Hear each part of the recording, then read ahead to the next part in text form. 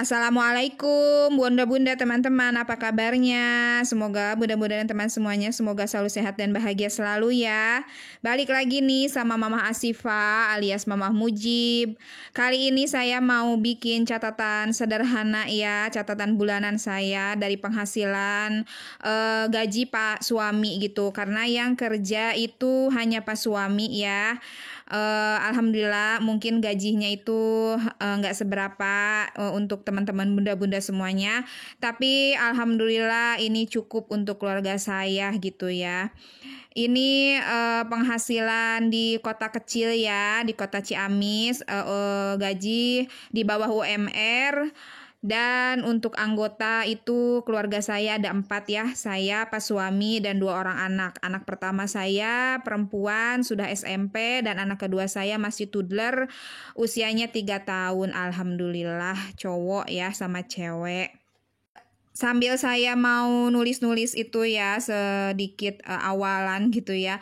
Saya mau ngucapin terima kasih buat teman-teman bunda-bunda yang udah ngeklik video saya ini, yang nontonnya sampai habis, yang cuman setengah atau cuma nongol doang. Pokoknya terima kasih sudah tertarik dengan video sederhana saya ini yang emang isinya sesuai dengan kemampuan dan budget saya, seperti belanja hemat, masak hemat ya, terus budgeting nabung gitu ya, nabung receh gitu. Mohon maaf ya, saya nggak ada video budgeting.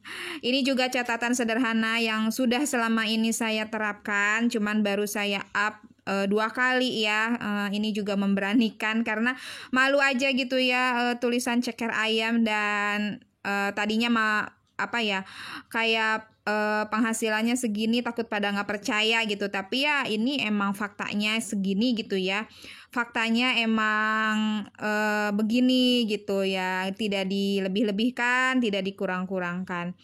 Nah, mohon maaf untuk pengambilan videonya itu seperti ini karena saya nggak punya tripod yang langsung menghadap ke kertas bukunya seperti bunda-bunda teman-teman yang selalu budgeting gitu ya. Insya Allah nanti kalau punya rezeki saya juga pengen beli tripod yang seperti itu. Jadi itu saya mencatat penghasilan bulanan ya. Jadi untuk bulan Mei, masukan kerja bulan Mei itu ada 27 hari ya, karena pas suami itu per hari gitu dihitungnya, dan 1 bulan itu kan minggunya ada 4. Untuk bulan Mei itu tanggal ada 31, jadi 31 dikurangi libur 4 hari karena hari Minggu, jadi 27 hari kali 40 sama dengan 1.080.000. Alhamdulillah. Itu penghasilan bulanan ya. Nah, untuk pendapatan harian, alhamdulillah suka ada 20.000 per hari, tapi itu minimal. Jadi kadang-kadang bisa lebih, alhamdulillah bisa nambah jadi 30, 40 atau 50, atau pernah juga lebih ya. Yang namanya rezeki kan ya, bisa dari mana aja gitu ya, dari apa aja gitu kan ya. Nah, terus setelah beberapa bulan ya, alhamdulillah ada pendapatan mingguan juga untuk kami. Jadi pas suami itu buka gerbang apoteknya adiknya Koko gitu ya. Nah, dalam 1 bulan itu kebagian 2 kali. Jadi kebagian 1 minggu buka gerbang, 1 minggu enggak, 1 minggu buka gerbang, 1 minggu enggak gitu. Jadi 1 bulan itu ada 2 minggu uang tambahan. Nah, per minggunya itu 75.000 ya. Jadi 75.000 kali 2 minggu itu 150 ya. Alhamdulillah itu untuk pendapatan mingguan. Nah, lanjut, saya tadi udah liatin ya, ini telat banget ya. Untuk pengeluaran wajib ya, untuk pengeluaran wajib yang saya keluarin dari penghasilan bulanan ini ya, penghasilan bulanan gaji gitu. Saya itu masih punya hutang ya, qadarullah sebesar 150. Mohon doanya teman-teman supaya saya bisa melunasi hutang saya dan tidak berhutang lagi gitu ya. Karena yang namanya punya hutang pasti merasa terbebani gitu ya, tidak bebas lah gitu karena ada tanggung jawab yang harus dibayar. Saya juga punya cicilan. Sebenarnya cicilan sama hutang itu sama sih ya, cuman karena posnya beda, jadi saya bedain untuk menulisnya. Untuk cicilan saya punya 25.000 sama 20.000. Jadi total itu 45.000. Untuk pulsa ya 3 orang, saya, papa, teteh, totalnya itu 170 ya. Jadi kadang ada yang ngisi 60, ada yang ngisi 50 gitu ya. Jadi gimana paketan di HP-nya, di kartunya gitu. Jadi saya budgetinnya 170. Nah, untuk listrik saya simpan 100.000.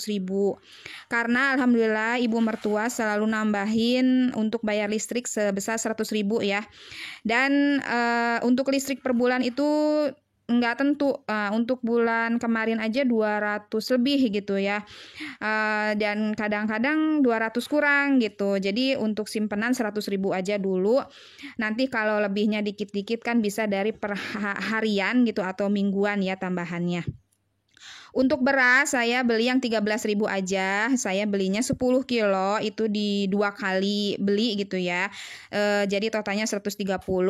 Itu tuh kadang bisa lebih ya, tapi kalau misalnya kurang di akhir saya itu bisa beli dari pendapatan mingguan gitu atau pendapatan harian ya. Dan saya juga suka bikin celengan beras gitu ya, yang udah sering videonya pasti tahu. Untuk susu Mujib saya beli 2 dus, totalnya itu 140 karena satu dusnya itu berkisar 70.000 ya. Tapi untuk bulan ini karena Mujib udah 3 tahun, jadi saya belinya yang usia 3 tahun biasanya di bawah harga usia 1 plus gitu. Nanti saya cek aja dulu, yang penting saya budgetinnya dulu 140. Untuk arisan itu 20.000 per bulan ya, arisan ya ngumpul-ngumpul silaturahmi warga aja gitu ya. Nah, untuk iuran RT alhamdulillah semua lunas, tinggal ronda aja 10.000 per bulan. Bayar pajak tanah ya hari ini bulan ini gitu ya, untuk per tahun itu pajak tanah. Ini tanah yang ditempatin sama rumah ibu mertua gitu ya, tapi saya yang bayar aja nggak apa-apa, sebesar 20.000 ya, ini tuh per tahun, karena murah ya, karena di kampung mungkin. Nah, terus saya juga ada bayar kas sekolah Teh Zia ya di kelas, itu sebesar 20.000 per bulan gitu. Untuk Pampers Mujib saya stokin untuk pampernya itu 1 bal dulu sebesar 60.000 atau kadang lebih ya, itu gimana promo di si Oren karena saya belinya suka online ya, cari yang promo aja.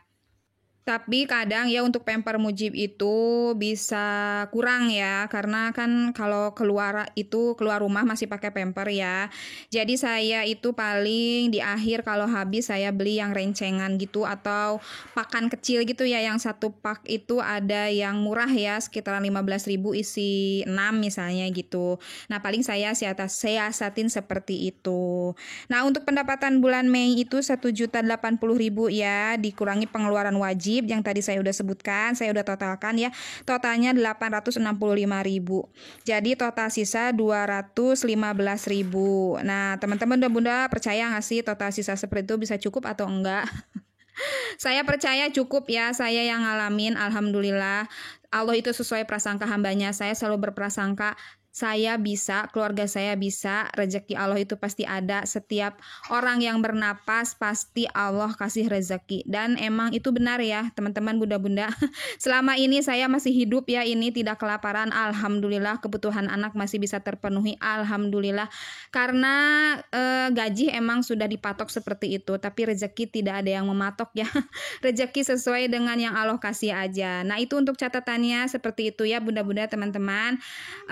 Semoga menginspirasi aja ya. Mohon maaf apabila ada perkataan yang kurang enak. Semoga bisa menghibur. Assalamualaikum, bye-bye.